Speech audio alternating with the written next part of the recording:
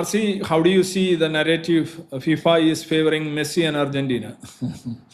അത് ഒരു കോമൺ ലോജിക്കായിട്ട് നമുക്ക് തോന്നാവുന്നതാണ്. മെസ്സി വേൾഡ് കപ്പിലുള്ളിടത്തോളം കാലം വേൾഡ് കപ്പിൻ്റെ ഫോളോയിങ് വർദ്ധിക്കും, താല്പര്യം ഉണ്ടാവും എന്ന് വെച്ച്. അപ്പോൾ തീർച്ചയായിട്ടും മെസ്സിയും റൊണാൾഡോയും ബ്രസീലും ഒക്കെ അവസാനം വരെ ഉണ്ടാവണമെന്ന് ഏത് ടൂർണമെൻറ്റ് നടത്തുന്നവരും ആഗ്രഹിക്കുകയുള്ളൂ.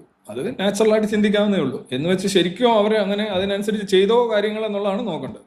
അത് ഏതൊരു ടൂർണമെൻറ്റ് നടത്തുമ്പോഴും ഭയങ്കര ഫാൻസ് ഒക്കെ ഉള്ള ടീമുകൾ ആദ്യഘട്ടത്തിൽ തന്നെ പോകുന്നത് ടൂർണമെൻറ്റിന് നഷ്ടമല്ലേ. ഇപ്പോൾ ഒരു സിനിമയിലെ നായകൻ തന്നെ ആദ്യത്തെ 15 മിനിറ്റിനുള്ളിൽ വെടിയേറ്റ് മരിച്ചു കഴിഞ്ഞാൽ പിന്നെ അയാളില്ലെങ്കിൽ ആ സിനിമ എങ്ങനെ പോകും എന്ന് പറയുന്നതൊക്കെയുള്ള ഇതൊരു ഷോ ആണ്, ഒപ്റ്റിക്സ് ആണ്. അതവരുടെ ആഗ്രഹം, എല്ലാവരുടെയും ആഗ്രഹം അതല്ലേ പൊതുവിൽ ആണ്. എന്ന് വെച്ചാൽ അവർ അങ്ങനെ ചെയ്തോ ഇല്ലയോ എന്നുള്ളതാണ് ചോദ്യം. രണ്ട്, ഒന്ന് ആഗ്രഹം, ഒന്ന് യഥാർത്ഥത്തിൽ ചെയ്തു.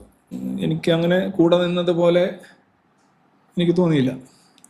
ഈ ഒരു ഇത് വേണമെങ്കിൽ പറയാം. ഏതാ രണ്ടാമത്തെ ഗോള്, ഈജിപ്തിൻ്റെ രണ്ടാമത്തെ ഗോള്, അത് ബിൽഡപ്പ് സമയത്ത് ഫൗള് നടന്നിട്ടുള്ളത് ശരിയാണ്. പക്ഷേ കുറേ സമയം കഴിഞ്ഞിട്ട് പിന്നെ അന്നേരം ഒരു ഫൗള് നടന്നിരുന്നു എന്നുള്ള രീതിയിൽ എത്ര സമയം റഫറിക്ക് അത് വൈകിപ്പിച്ചുള്ള ചെയ്യാമെന്നുള്ള കാര്യത്തിൽ സംശയമുണ്ട്. അത് വേണമെങ്കിൽ അതൊരു ഡൂബിയസ് ആയിട്ടുള്ള കാര്യമായിട്ട് പറയാം.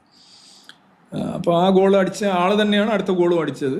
So doesn't make much of a difference. പിന്നെ പറയാം അയാൾ അടിച്ചിട്ട് വീണ്ടും മറ്റേ മൂന്നാമത്തതും അയാൾ അടിക്കുമായിരുന്നു പറയാം. പക്ഷേ 2 ഗോൾ അടിച്ചു കഴിഞ്ഞാൽ പിന്നെ കളി മാറുകയാണ്. കളി എങ്ങോട്ട് പോകും നമുക്കറിയില്ല.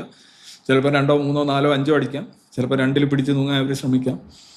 എന്തായാലും ആ ഭാഗമൊക്കെ ഓക്കെയാണ്.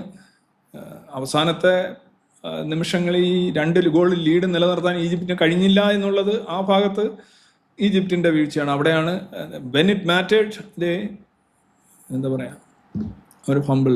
അതാണ് ഞാൻ അതിനകത്ത് പറയാനുള്ളത്.